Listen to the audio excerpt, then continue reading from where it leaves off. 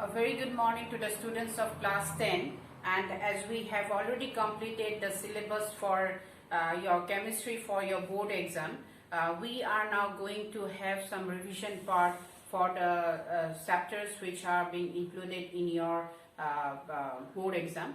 And then and if of course if you have any doubt, you can of course come up with your doubts in your Zoom class. But today, since your syllabus for chemistry is carbon and its compound, so today we are going to have some few discussion about carbon compounds. Now, as you know that why carbon is being studied in a separate branch of chemistry, that is known as organic chemistry, because actually carbon has what is the atomic number of carbon? It is C. Atomic number is carbon of carbon is 6. That is why the electrons, when it is being distributed in the first cell, it will be 2, and in the second cell it is 4. That is why the valency of carbon is 4. So since the valency of carbon is 4, it shows the property of catenation. That is, what is catenation? When you are talking about catenation, the versatile nature of carbon, that means when carbon, actually what happens here, that means to complete the octet. Now what is octet? That means the valence electron should be 8. So to complete the octet, either it has to lose 4 electrons, right, or it has to gain 4 electrons. So when it is that way, actually what happens is that either carbon has to complete its octet, or the valence electron to be 8. The number of electrons that carbon requires is 4, or either means it has to accept 4 electrons, or it has to give out 4 electrons. Then the valence cell will become valence electron, or the outermost orbit will be complete. But what happens here is that to gain 4 electrons, then what will happen? It will have to gain 4 electrons. Then, but it is actually difficult for the nucleus with 6 protons to hold on to 10 electrons, because if you add here 4 electrons, then how much it will be? It will be 10 electrons. So that means 2 plus 4, and when it accepts another 4 electrons, that it will be 4 plus 4, 8, and 2, that means 10 electrons. So to hold for the nucleus to hold on 10 electrons, it requires a lot of energy. That is why it is very difficult to hold on to 10 electrons.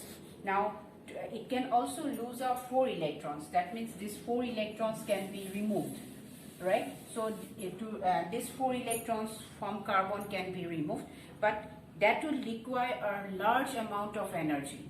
So that is actually not possible, because leaving behind a carbon cation with 6 protons in its nucleus, and to just hold to only 2 electrons, that is also not possible, because it requires a lot of energy to give out 4 electrons.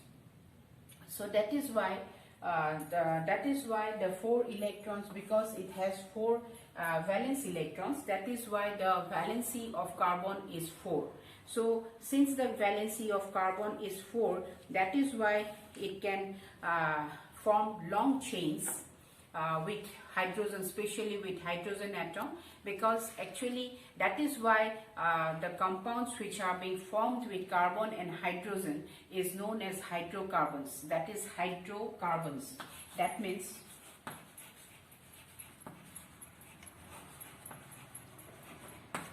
the compounds which are being formed with carbons along with hydrogen.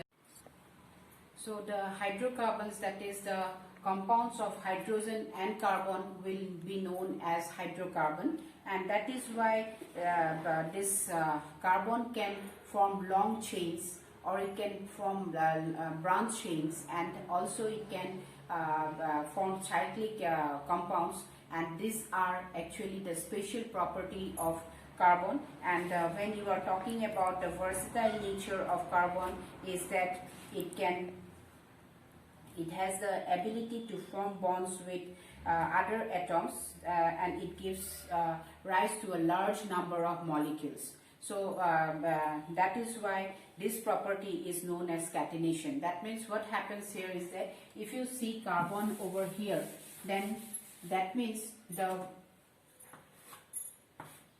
valency of carbon can be represented in this manner. So what happens, it can form compounds with hydrogen. So like CH4, that is methane. What happens here is that CH4, it is methane, right? So it is the first member of the carbon compound of alkane. That is the saturated hydrocarbon and the unsaturated hydrocarbons are there. And as you like, I will show you the electron dot structure of carbon. Now, if I represent the electrons with, a cross sign, that means I know that the valency of carbon is 4, 1, 2, 3 and 4. Now, if I for hydrogen it is 1, right? So here what happens here is that carbon can accept another 4 electrons means it can share 4 electrons. So what happens here is that hydrogen, if I represent the electrons with a dot, then what? Now just see, it will complete its octet. Now what it can do is that these are the carbon atoms of electron of carbon. So the hydrogen 1, suppose this is hydrogen 1 with the electron with this, that means the electron for hydrogen is represented with a dot.